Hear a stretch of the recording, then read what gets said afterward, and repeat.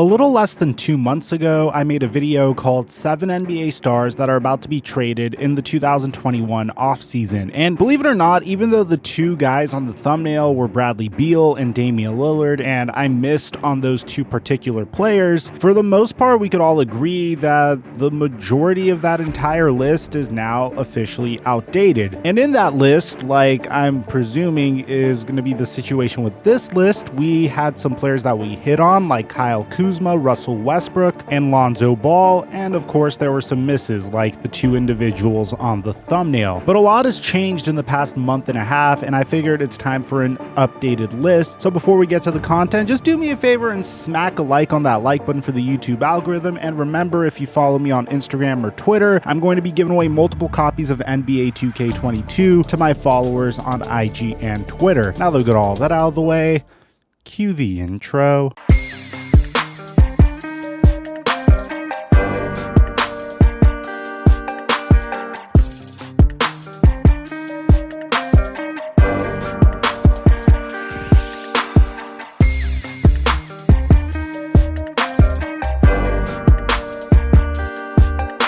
Mic check 1 2 1 2. What's going on, everybody? So if you're watching this, I have some news to tell you guys. One, I'm currently on hiatus. I'm taking 12 days off because, well, you guys have been begging me to do so, and I personally really struggle at taking breaks. So I'm currently in Italy. If you guys want to peep my story to see what I'm up to in Italy, but more importantly, I didn't leave you guys hanging. I decided to challenge myself and start making more evergreen content, and we do have a brand new series coming to the channel where we're going to be covering multiple superstar players that weren't able to ever get a ring in their career, and they could be modern NBA players. So the title of the series is going to be called Ringless. We're going to start with Chris Paul. I'm hoping to release this within the next week, and I'm going to leave a link to it in the description down below if you guys want to go ahead and give yourself a reminder or turn notifications on for when that series premieres. But aside from that, let's get to this list, and yeah, you could ignore this. Hopefully by the time you're watching this, this is gone. Unless if you guys want me to keep it.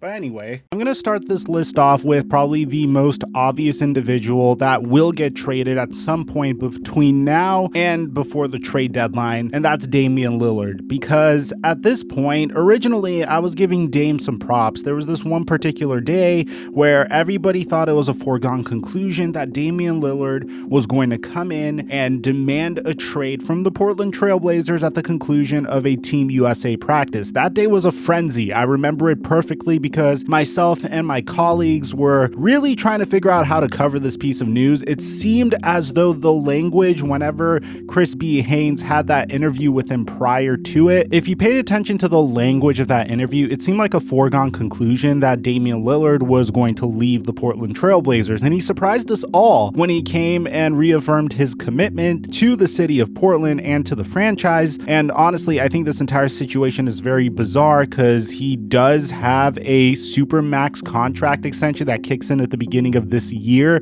that should keep him in Portland until his age 35 season.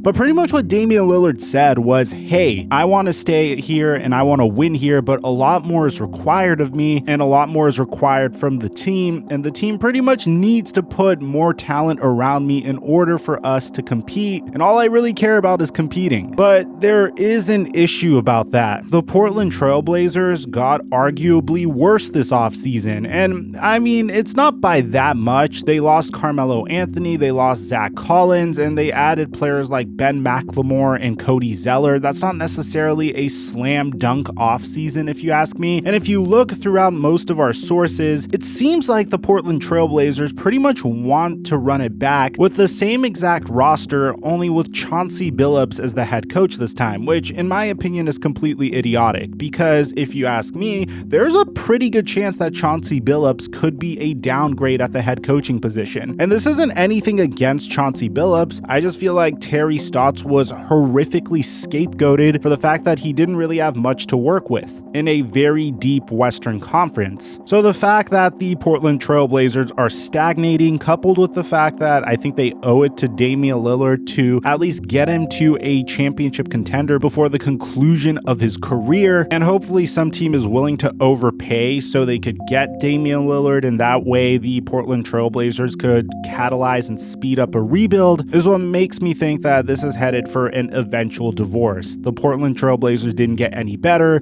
Damian Lillard is once again going back into a very similar situation, and the definition of insanity is doing the same thing over and over again and expecting a different result. But a huge shout out to Damian Lillard for being a class act, because he really didn't make as big of a deal of his situation as the next player that we're going to include on this list, and that's Ben Simmons. Now, I don't know if you noticed, but we're going in order of most obvious to least obvious in this video. I figured it'd be a nice change for you guys, but in Ben Simmons' situation, you guys have been following along with us the entire ride while we were covering this bizarre situation. It all started with Ben Simmons losing a significant amount of his confidence when he was facing off against the Atlanta Hawks in the Eastern Conference semifinals with the Philadelphia 76ers. You would see bizarre things from Ben Simmons, like him passing up wide open dunks just so he could potentially avoid shooting free throws. And I think what was the worst part of this entire situation was his entire team didn't really do much to instill a sense of confidence within him at the conclusion of this meltdown. And look, I'm not saying that it was right of the Philadelphia 76ers to do that, and I'm also not saying that I don't blame them for not being frustrated with Ben Simmons practically being the same exact player for the past 5 years. But what I will say is it's clear that the Ben Simmons Joel Embiid pairing has never worked out, and these two are definitely headed towards a divorce. Check out our latest video on Ben Simmons if you want the full scoop on this situation, but pretty much it's gotten to a point where Ben Simmons is ghosting the Philadelphia 76ers. During the NBA draft, or right before the NBA draft, the Philadelphia 76ers were approaching teams with these bizarre trade packages. Like, they wanted James Wiseman, the number 7 and number 14 pick, and Andrew Wiggins from the Golden State Warriors, in addition to 2 future first-round picks for Ben Simmons. And when the Warriors said no to that, they also approached the Toronto Raptors in a potential trade for Fred VanVleet, Kyle Lowry, OG Anunoby, and the number 4 overall pick. So very unrealistic trade packages so far.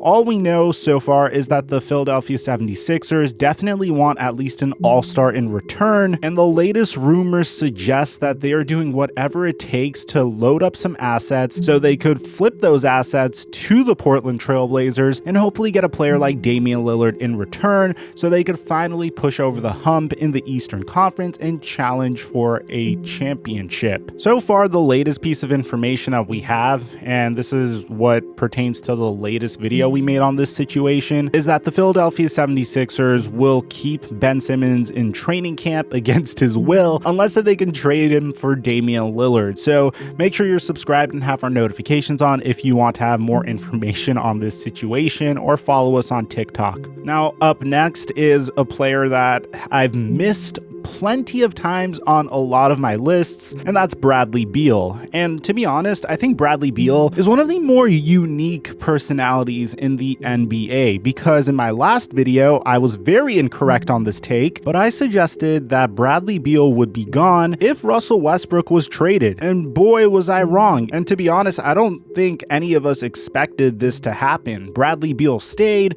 the Washington Wizards added Spencer Dinwiddie, and they're running it back for one last season, I suppose, before Bradley Beal makes a decision on whether he's going to opt out or opt back in for another season. You see, Bradley Beal is like the inverse Damian Lillard. He is hopelessly loyal to the Washington Wizards, but unlike Damian Lillard, he actually signed a contract that gives him leverage in this situation. Should Bradley Beal want to leave Washington at the conclusion of this season and choose whatever team he wants to sign with, he can go ahead and do that. He doesn't necessarily need to stamp his feet and beg the Washington Wizards to trade him, or he doesn't really need to wear a fat suit to get traded to a team of his choice. It's just very unique, because I felt like if Russell Westbrook would get traded, then the second leading scorer in the NBA that happens to be an 89 overall in NBA 2K would get flipped for some assets as well, so the Washington Wizards can catalyze their rebuild. And honestly, if I were the Washington Wizards, I would consider trading Bradley Beal, because I personally, and so help me God if I'm wrong about this one too, I can't imagine him staying on the Washington Wizards past this season,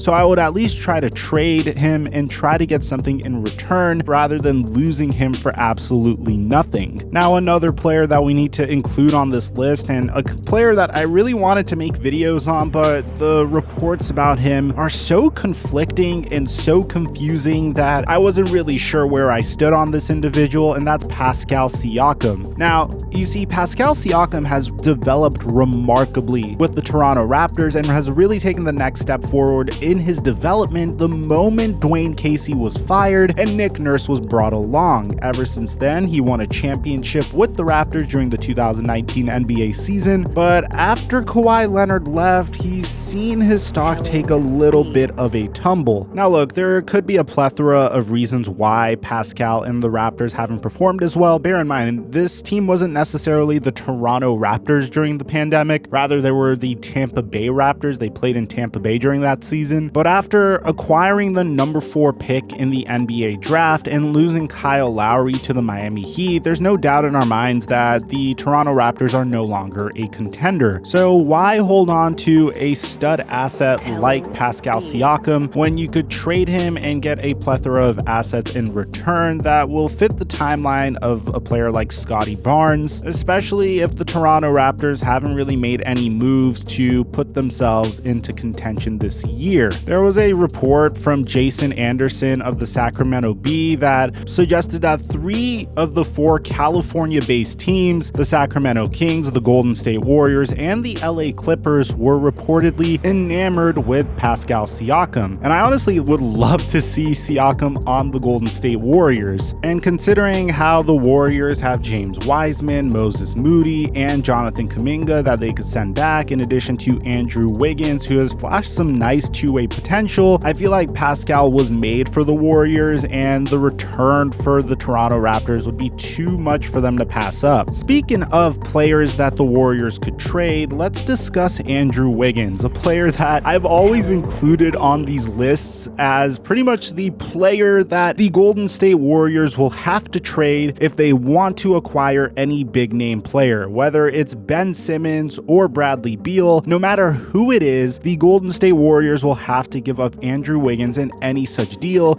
especially if it's a maximum contract player so they can match salary with one another. The Golden State Warriors have experimented with putting Andrew Wiggins at the power forward position over this past year, and to be honest, he was more or less subpar. I don't mean to be an Andrew Wiggins hater. He has been improving more and more each and every year. He does have a positive VORP, but in terms of box plus minus, he's been a negative throughout his entire career. His player efficiency rating has always been subpar at about a 15, and in my opinion, he is ridiculously overpaid. At this point, there is no chance, in my opinion, that he will live up to the billing of a number 1 overall pick, and this is after him being in the league for 7 years, so at this point, he is who he is, but he will potentially be traded, and I think he's a great role player and a great asset. I just don't think he'll ever scratch the surface of his potential that we were all oozing over prior to the 2014 season, and that's okay. Which brings me to my final player on this list, a player that I really hope I see traded because, man, he's had a really rough career so far, and that's Marvin Bagley. And I honestly don't think Marvin Bagley's poor career thus far is necessarily his fault. I mean, he's had to deal with a bunch of injuries so far, and when you are the player that is drafted over the likes of Luka Doncic and Trae Young, well, it could be a little bit rough to be who you are. So far, Marvin Bagley is looking like the Darko Milicic of the 2018 NBA draft class, and considering the fact that Vlade Divac literally selected Marvin Bagley because he felt like De'Aaron Fox was good enough to be the primary ball handler of the Sacramento Kings and didn't want to complicate things with adding Doncic to that backcourt, well, that does look like a bit of a mistake. You've seen instances where Marvin Bagley's dad has come out and said, "Please trade my son," and I honestly don't know how much faith I have in the Sacramento Kings organization